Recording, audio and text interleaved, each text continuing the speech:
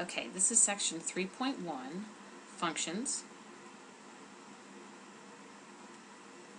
And let's start with the definition. To do this, I'd like to draw a picture. We're going to look at set x and set y, and we're going to define function as a relation that associates with each element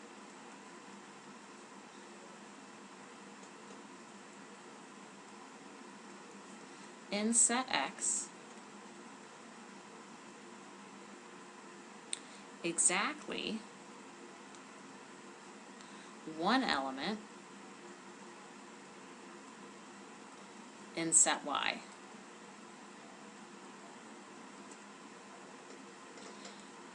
Okay, so what do we mean by that?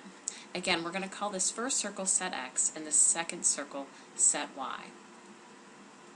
Set x we will also refer to as the domain and y as the range. So to make the most sense of this, I like to think of set x as being flights or airplanes. And just for simple terms, let's just letter them. X, Y, Z, and how about W? And then we can pick a couple destinations over here. Let's say New York, how about LA, and maybe Miami. Okay, so a relation that associates with each element in x exactly one element in y. What does that mean? Well, we can say, okay, plane X flies to New York, plane Y will fly to LA, plane Z will fly to Miami, and let's say flight W will also fly to LA. This would be an example of a function where each element in set x is mapped to one element in set y. So to contrast that, what would be an example that is not a function? So again, let's take our same idea here with flights.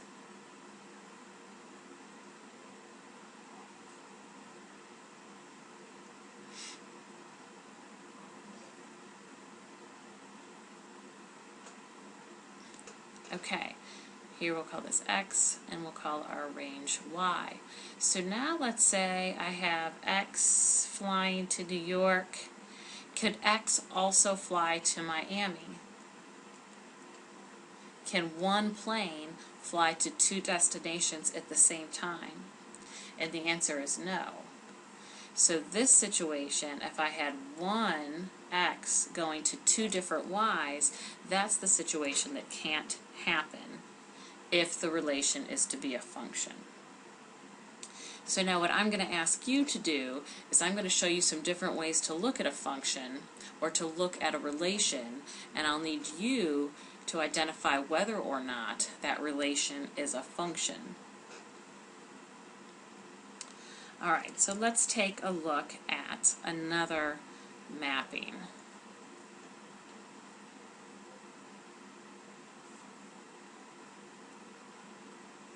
So if we take 1, 2, 3, and how about 4, 5, 6.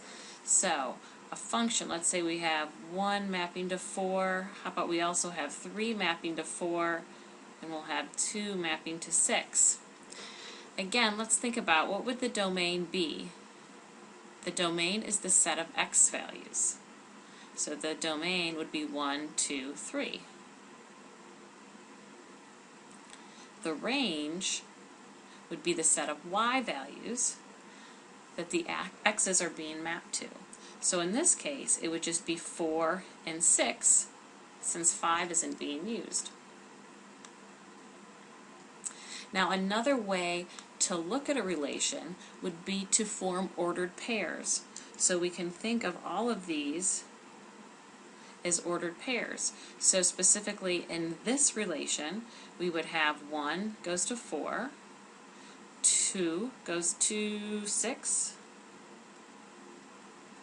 and 3 goes to 4. So this would be one other way we can look at this mapping. So again, the question is, does this represent a function? And the answer is yes. And again, if you're not sure, go back to the airplanes. We do have two different x values going to the same y. Is that okay? Well, yes, because two different planes can fly to the same destination. But remember, the opposite can't happen. I can't have one plane flying to two different places at the same time. So this situation is okay, so the answer would be yes, this is a function. So now, what if we looked at it this way?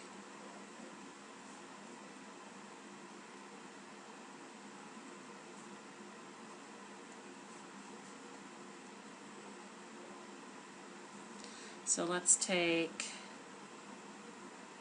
1 to 4, 2 to 5, and how about we'll also take 2 to 6. Okay, so we should be seeing already that the answer is no, because 2 can't go to 5 and 6 at the same time.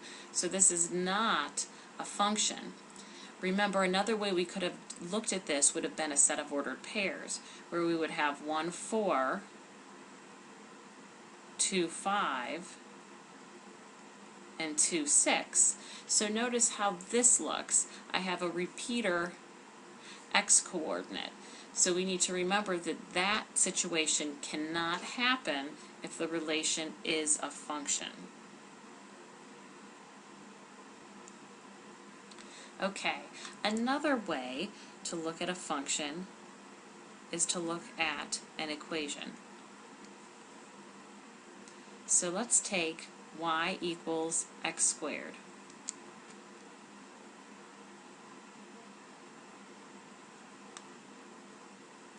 Alright, y equals x squared. What do we already know about this? Well, we do know what it looks like. We've graphed this many times before. And it's a parabola.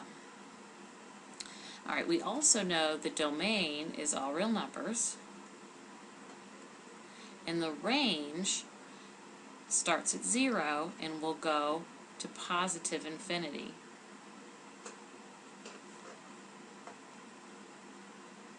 Now, what is also true is that for every value of x, so every value of x on the graph,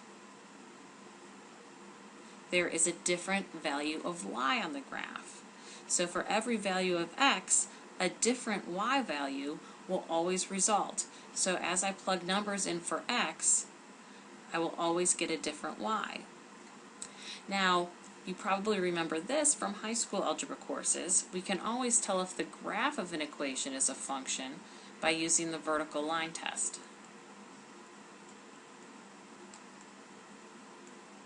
And that is, if I draw a vertical line through the graph of a function, it will only intersect that graph in one place. If it intersects the graph in more than one place, then the equation is not a function. Now let's consider the graph, or the equation, x equals y squared. And we'll ask ourselves, does this represent a function? Well, there's, again, several different ways we can look at this to answer that question. Remember what can't happen. Remember, I can't have one x value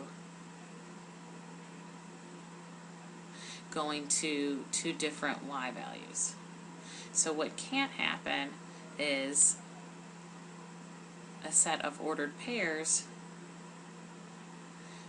where one value, again, is mapped to two different y values. So what would that look like?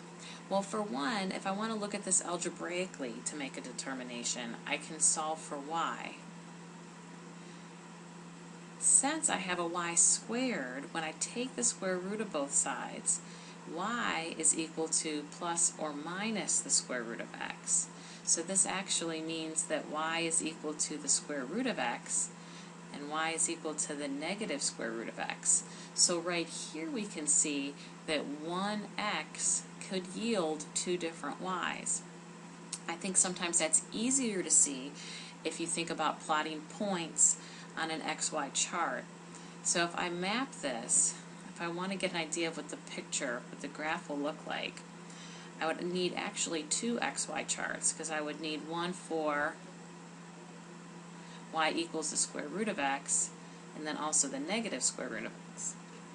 If we keep in mind that I can only plug in positive numbers because I'm taking the square root, let's pick values of x like 1, maybe 0, 1. How about numbers that we can easily take the square root of? I'll put 4. And we'll do the same thing over here. So now when I plug 0 in for x, I would have y equals the square root of 0, which is 0. I would have y equals the square root of 1, which is 1, and y equals the square root of 4, which is 2.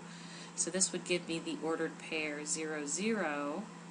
This one would give me 1, 1, and this one would give me 4, 2. Now, likewise over here, as I plug in values for x, remember, we don't want the same value of x to give us different y's. But that's exactly what will happen. This will be a negative square root of 0, which is just 0. This will be negative square root of 1, which is negative 1. And this would be the negative square root of 4, which is negative 2. Again, yielding the ordered pair 0, 0, 1, negative 1, and 4, negative 2. So I can see, because all of these ordered pairs are reflective of that equation. So here I can see that I have 1, 1 and 1, negative 1. We also have 4, 2 and 4, negative 2. So I can tell at that point that this is not a function. And this is also reflective if you look at the graph, because if I graph this, again here we have that 0, 0, we would have both 1, 1, which would be up here, and 1, negative 1, which would be down here, and then also 4, 2, and 4, negative 2. So the picture would look something like this, and we can see that how the vertical line test works and why. Because in this situation, when I have one x value going to two different y values, we can see exactly where and why the vertical line test fails, and again that this is not a function.